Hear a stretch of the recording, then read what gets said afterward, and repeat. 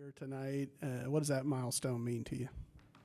I just got to give thanks to God, first of all. Without Him, none of this would be possible. Just being in this program around all these great people, we put God in first place always, and, I just got to give Him all the glory.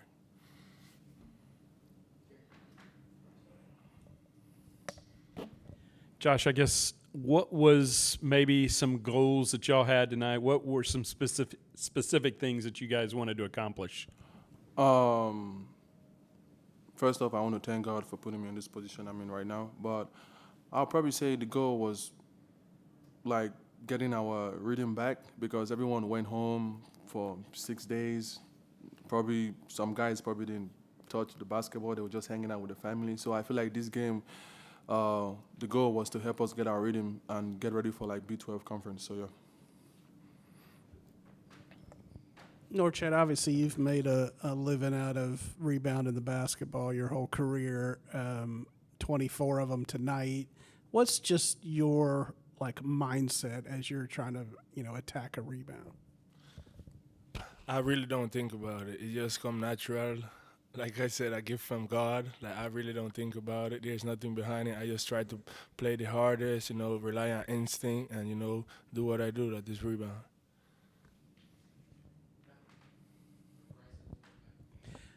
For both of y'all, how cool was it to see, those guys on the bench get in at the end of the game and basically all of them get buckets? For me, we are a team that celebrate the culture of joy, Jesus others yourself. So we know when they win the game, they're cheering for us and happy for us being in the game. So we gotta do the same. That's the team bonding that we need in a team where no one is kind of being selfish about not playing or coming out of the game. But when you're in the game, your teammates have your back, they train for you. So you gotta do the same for when your teammate goes in the court. Summarize it. We love each other, so we happy when they're doing something great. Yeah, sure.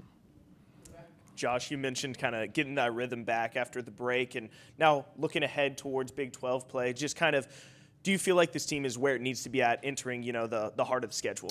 Yeah, for me, I would just say there's a saying like a team that's together is a team that's gonna go far. So I feel like we have that team bonding, or everyone loves each other, everyone want to see each other progress. So I feel like just having that as a team, that's gonna actually help us when we in.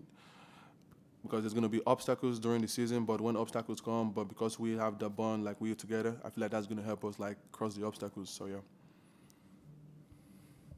Norchad, what can you guys take out of this non-conference schedule and learn from, build on as you do start Big 12 play? Well, first of all, it was a lot of new players coming in the season, a whole new roster. So I think we take the team bonding, like what Josh said, to me, that's the biggest. If we love each other, we're going to fight for each other, we're going to play for each other, we're going to die for each other, we're going to do whatever for each other, and that's the biggest thing. So I think that's something that we've been building, and we're in the right spot.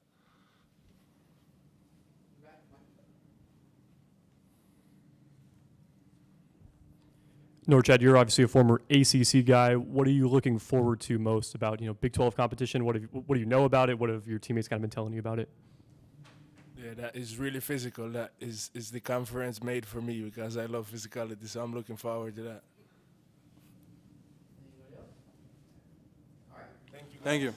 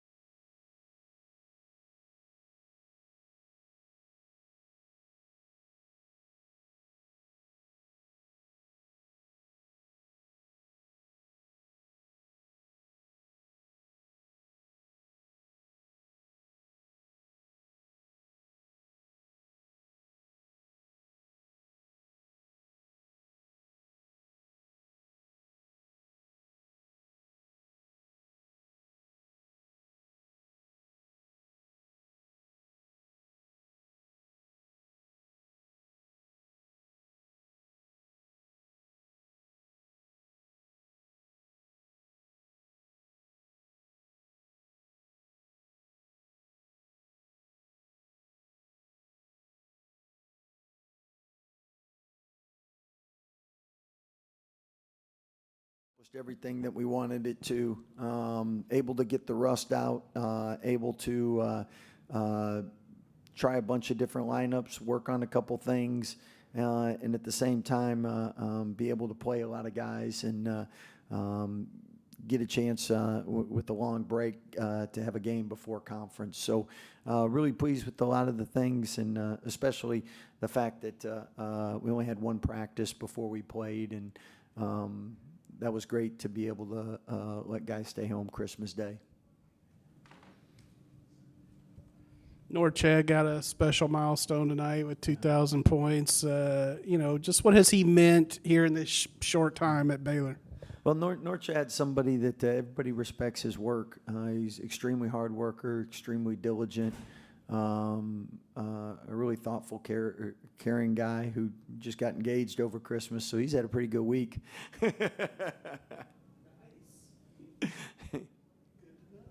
Yeah.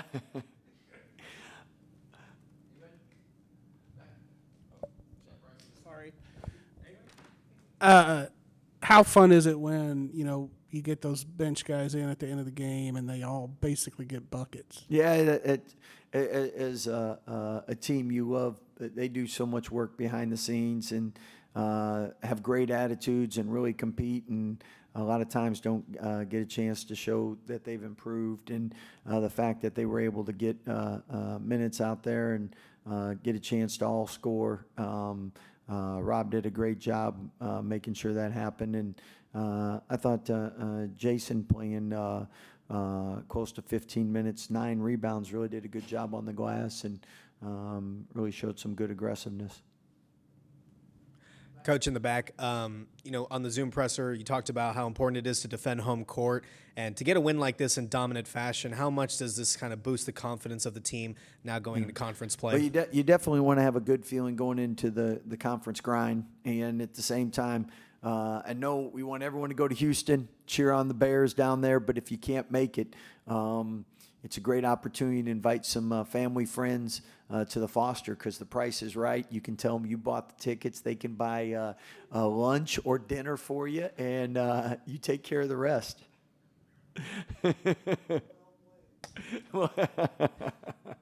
Scott, what makes Norchad as good as he is on the boards? I mean, just relentless. Well, I think first he's got a great physicality, and then he's got a great feel and nose for the ball. And if you have those two things, you're going to be a good rebounder. Rico Gathers very similar as far as physical, but had a nose for the ball. And at the end of the day, as a coach, some people got touch, or some don't. Some got a nose for the ball, some don't. He's got a great feel, and good rebounders assume every rebound is to them, and that's part of it too, going for every rebound. You mentioned accomplishing kind of everything in this game that you wanted to, I guess. Do you feel like, looking back at the non-conference slate, do you think that you accomplished what you needed to be fully prepared for Big 12 play? Well, we'll find out, but definitely thought that playing the 2 scrimmages we did, and then playing the 5 high major teams, I think that really and then besides that, we played some good guarantee games that were teams that have a chance to win their conference, and really did a great job playing well in those games and not giving them a chance. So I thought you always wish you were instead of 2-3, 4-1, or 5-0, but at the same time, I think probably all of us kind of learned something at the same time, and that is teams that return backcourts, especially that have been in a program for a couple of years, are really in an advantage early in the season. You see that with Tennessee, you see that with Gonzaga. You haven't probably done your full scout on Utah yet, but what do you see from the Utes, including a couple guys you know? Well, first and foremost, love Miro, love Caleb, and they're great teammates, great guys, and so appreciative they spent time here at Baylor. Now we don't want them to be successful when they're here on the court again, but Utah is a really well coached, disciplined team, and they're always going to play hard. They're always going to play the right way. It's one of those teams that schematically do a lot of good things and make it tough on a defense. So you have to beat them. Sounds like every Big 12 coach and every Big 12 program. We don't have as much familiarity, obviously, with first time going against this coaching staff and going against this team, but definitely know about Miro and Caleb, and nothing but great respect for them.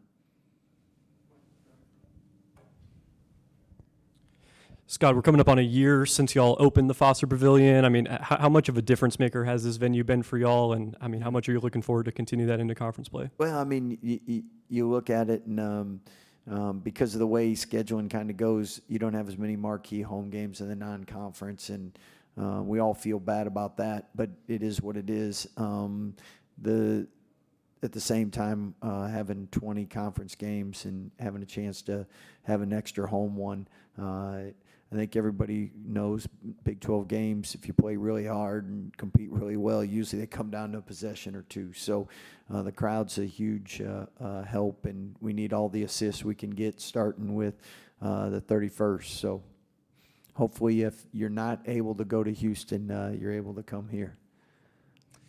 Josh and Norchad both kind of said they think the key maybe to conference playing, just the key to playing well, is how tight-knit this group is. You've obviously coached championship caliber teams. Just where do you feel like this team kind of stands in that aspect compared to some of the best that you've coached? Well, I think our staff really did a good job of trying to bring in guys that they thought would blend well and have good chemistry and represent the university the right way. And as a staff, we're blessed to be around really good guys that you enjoy working with and going to practice with every day. And in today's culture, where you have so much turnover, it's like playing the stock market. You're not going to get them all right, but what happens is if you get a couple really bad eggs, it can mess it up for everybody. And we haven't had that, and that's really blessed by that. Now, teams that have been together 3 or 4 years, and there's only a couple of them, they have a big advantage over teams that haven't. But at the same time, we really like the guys that we have and the unselfishness. I mean, 26 assists. The 19 turnovers, we don't need to share it with the other team that much, but He kind of took my question, but I'll build on that a little bit. Like, when you do have so many new guys, how do you sort of foster that togetherness, that camaraderie? Well, and I think there's things that coaches can do, but it's still, if it's orchestrated, it's not as good as just the natural, them spending time in the locker room, them spending time in a restaurant or in the apartments. And I think that just comes down to what's Baylor about, and who do we want to represent Baylor, and who do we think fits in with this team. And normally you have a pretty good gauge of they're a Baylor kid, they'll fit in and really enjoy being with this team. And a lot of our guys have said it's the closest team they've been on, and some have been on a couple different teams. So you love to hear that. Appreciate you guys. Thank you. Happy New Year to you guys.